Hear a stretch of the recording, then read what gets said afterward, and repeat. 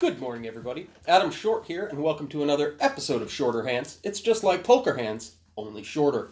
The hand we're going to be looking at today took place in the Stones Cash live stream involving these 9 players, some of whom you may have heard of.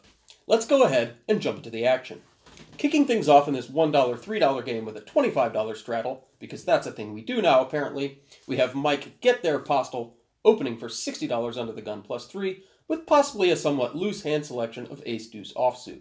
Unfortunately for him, Veronica Brill wakes up in the cutoff with something she really likes because she puts in a very quick 3-bet.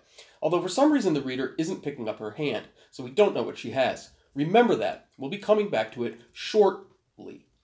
We see another player who, let's just pause a moment and say this player looks absolutely fabulous, wakes up with pocket 10s on the button, and in a loose game like this where people could really be opening and 3-betting with just about anything, and where stacks are not actually that deep compared to the straddle, I'm going to advocate that you just go ahead and put in a big old 4-bet squeeze here.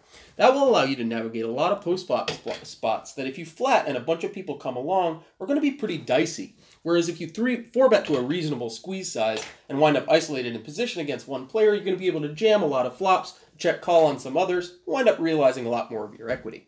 Anyway, she does a side of flat, a fish comes along in the small blind with 9-7 suited, and now Gina wakes up in the big blind with king-queen of clubs.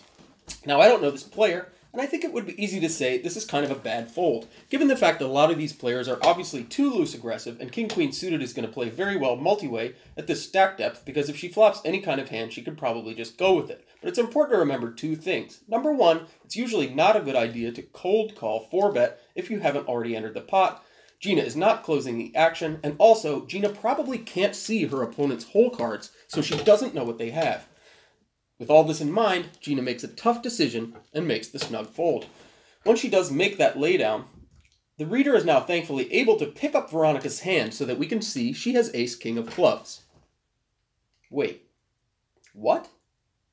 Can we run that back real quick? Huh. This hand has 2 king of clubs. Well, that's pretty weird. I'm not sure. I'm starting to think Gina was onto something here. Nice play, Gina.